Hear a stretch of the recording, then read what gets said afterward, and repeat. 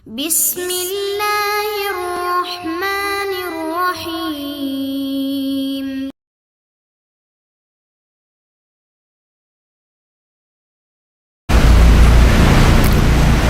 Baik, kita lanjutkan hadis yang ketujuh.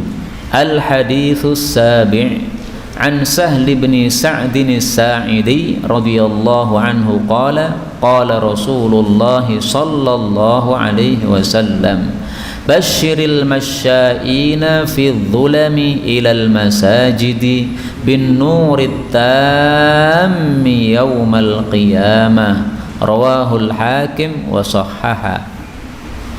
Dari Sahal bin Sa'ad as-Sa'idi, dia mengatakan telah bersabda Rasulullah sallallahu alaihi wasallam, Bashir, berilah kabar gembira, al-masya'ina, orang-orang yang selalu berjalan, fi dhulam, di dalam kegelapan, maksudnya malam, ilal masajid, ke masjid-masjid, maksudnya untuk salat jamaah. Apa kabar gembiranya? Bin nuri, dengan sinar at-tami, yang sempurna. Kapan itu? Yaumal qiyamah, nanti pada hari kiamat. Hadis diriwayatkan oleh Hakim dan dia mensahihkannya. Hadis ini menunjukkan fadilah salat berjamaah di masjid, terutama salat isya dan subuh. Itulah yang dimaksud fi dhulam, dalam kegelapan. Kegelapan malam itu adalah isya sama subuh. Karena kalau maghrib itu meskipun sudah malam belum gelap. Kalau zuhur itu sudah tidak malam lagi. Nah, kalau subuh itu masih ada sisa-sisa malam. Karena itu fadilah salat isya dan subuh berjamaah sangat banyak. Pernah kita bahas dulu bahwasanya isya dan subuh kalau berjamaah itu pahalanya seperti pahala sholat malam semalam suntuk. Kemudian di sini disebutkan akan mendapatkan sinar sempurna pada hari kiamat. Maka fadilahnya sangat banyak. Ada lagi jaminan masuk jannah, macam-macam fadilahnya. Karena itu jangan sampai kita tidak sholat berjamaah pada waktu isya dan subuh terutama. Kemudian kita ambil beberapa faedah dari hadis ini. Faedah yang pertama, Bashir, berilah kabar gembira, menunjukkan disyariatkannya memberi kabar gembira kepada orang-orang yang berhak mendapatkan kabar gembira. Teman kita kematian anak, nah kita kasih kabar gembira, anakmu mati belum dewasa, alhamdulillah, ini ada jaminan dari Nabi nanti masuk ke dalam jannah. Kalau engkau mengucapkan alhamdulillah ketika anak mati, maka disiapkan oleh Allah Baitul Hamdi. Nah, kasih kabar gembira. Faedah berikutnya, al-masya'in, orang-orang yang selalu berjalan. Kata-kata selalu diambil dari tasydid yang ada pada shin di atasnya ini. Masya'in. Tasydid itu menunjukkan arti yang lebih dahsyat, berulang-ulang. Nah, maka hadis ini sekaligus secara tidak langsung menghasung kita untuk sholat berjamaah secara rutin. Jangan bolong-bolong. Karena itu kita niatkan sholat berjamaah di masjid, itu kita niatkan sampai mati, sampai kita mendapatkan husnul khatimah. Jangan dalam niatan kita nanti saya akan berhenti sholat jamaah, nanti kalau Ramadan saya muncul lagi, nanti 2 bulan setelah Ramadan saya lenyap lagi. Jangan sampai begitu. Itu berarti tanda-tanda imannya tidak sempurna. Kalau imannya sempurna, tandanya adalah masya'in, selalu terus berjalan ke masjid. Faedah berikutnya, fi dhulam, dalam kegelapan. Ini menunjukkan bahwa amalan yang lebih berat, pahalanya pun lebih besar. Salat jamaah gelap, ini berat, maka fadilahnya banyak. Kenapa? Karena pahala disesuaikan dengan beratnya amal yang kita lakukan. Sebagaimana sabda Nabi sallallahu alaihi wasallam, "Inna laki minal ajri", sesungguhnya kamu wahai Aisyah mendapatkan pahala ala qadri nasabiki, sesuai kadar lelahnya kamu, wa nafaqatiki, dan kadar nafkah yang kamu keluarkan. Hadis riwayat Hakim sahih. Jadi dalam masalah ibadah itu, kalau kita mengeluarkan nafkah yang lebih banyak, pahalanya lebih besar. Misalnya kurban Idul Adha, ada orang milih kurban yang paling murah, ya pahalanya sedikit. Ada malah sebaliknya, pilih yang paling mahal. Ini kambing-kambing yang ada di sini yang paling mahal yang mana? Oh, yang paling mahal yang itu di pojok situ. Berapa harganya? 3 juta misalnya. Nah, kita beli yang 3 juta yang paling mahal. Itu pahalanya juga lebih besar. Lelah juga begitu, semakin lelah semakin besar pahalanya. Itulah sebabnya dalam hadis yang lain Rasul bersabda, sholat sunnah paling utama adalah sholat tahajud, karena paling berat. Malam hari masih ngantuk berat.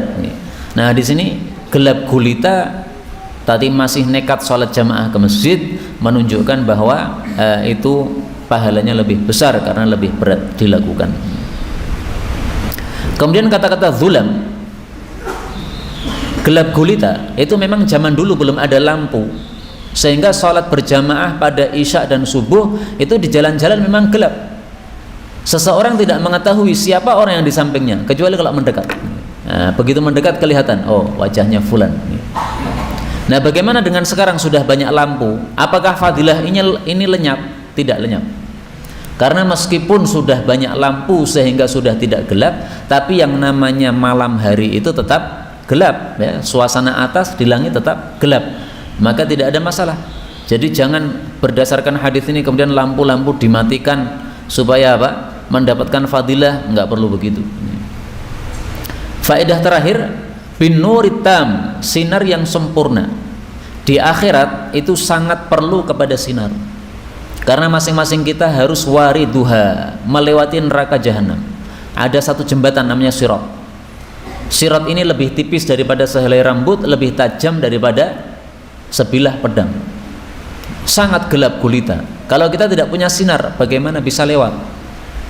Jembatan yang besar saja, kalau gelap gulita kita juga takut lewat. Nih, kalau memang di bawahnya itu sangat menyeramkan. Nah, ini di bawahnya neraka, Pak. Maka sinar yang sempurna ini bisanya kita dapatkan di akhirat itu kalau kita melakukan amalan-amalan yang baik di dunia. Salah satunya ini, rutin ke masjid, terutama isya sama subuh. Karena itu siapa yang ingin selamat di akhirat, hendaklah isya subuh jangan telat dari salat jamaah, jangan ghaib dari salat jamaah di masjid. Terutama bapak-bapak, nggih. Kalau ibu-ibu sudah pernah kita jelaskan, yang lebih utama di rumah. Meskipun ibu-ibu bebas salat berjamaah di masjid boleh, di rumah juga boleh, silahkan terserah. Hadis ini mengingatkan kita kepada kalam Allah di dalam Al-Quran tentang sinar pada hari kiamat kelak. Disebutkan pada surah At-Tahrim ayat 8, nuruhum yas'a baina aydihim wa biaimanihim, sinar mereka berjalan di depan mereka dan di kanan mereka. Yaquluna rabbana atmim lana nurana waghfir lana, mereka mengatakan, wahai Rabb kami, sempurnakan untuk kami sinar kami dan ampunilah kami. Ini kenapa orang-orang beriman kok minta disempurnakan sinarnya? Karena jangan sampai seperti orang-orang munafik. Orang munafik dikasih sinar sedikit oleh Allah, habis itu dipadamkan, lenyap akhirnya. Nah, mereka nggak bisa berjalan lagi. Maka orang-orang munafik mengatakan, ungduruna naktabis min nurukum, tolong kami ditunggu, kami ingin pakai sinar kalian. Maka Allah katakan, irji'u faltamisu nura, irji'u wara'akum, nah, kalian kembali ke belakang sana, cari sinar di belakang sana. Di belakang maksudnya di dunia. Nah, sudah nggak mungkin lagi kembali ke dunia. Karena itu mari kita usahakan sinar tersebut sebelum kita mati. Kalau sudah mati sudah nggak bisa mengusahakan sinar. Nah, sinarnya dengan amal-amal soleh kita masing-masing.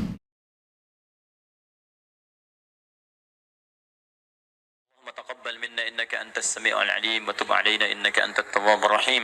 اللهم نحمدك حمدا شاكرين حمدا ناعمين حمدا يوافي نعمه يكافئ مزيدا. يا ربنا لك الحمد ولك الشكر كما ينبغي لجلال وجهك الكريم ولعظيم سلطانه. اللهم صل وسلم وبارك على رسولك الكريم نبينا محمد وعلى آله وصحبه أجمعين. اللهم اجعلنا من أهل القرآن waj'alil Qur'ana sahiban lana fid dunya wa syafi'an lana fil akhirah. Ya Allah, jadikan kami termasuk ahli Al-Qur'an. Jadikan Al-Qur'an sebagai sahabat kami di dunia, syafaat bagi kami di akhirat. Allahumma nawwir ya Allah qulubana binuril Qur'an. Ya Allah, sinari hati kami dengan cahaya Al-Qur'an. Wa nawwir akhlaqana binuril Qur'an. Ya Allah, sinari akhlak kami dengan cahaya Al-Qur'an.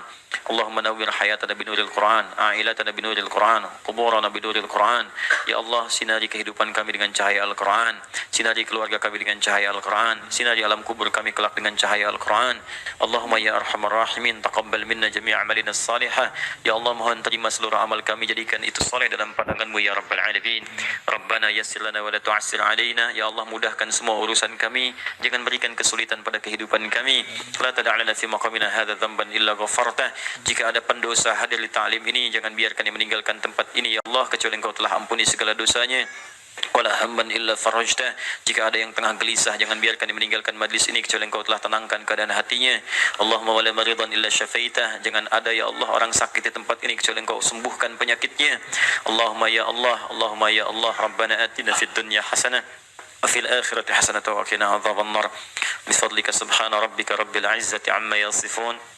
والسلام على المرسلين وآخر دعوانا سبحانك اللهم وبحمدك أشهد أن لا إله إلا أنت نستغفرك ونتوب إليك والحمد لله رب العالمين ثم السلام عليكم ورحمة الله وبركاته.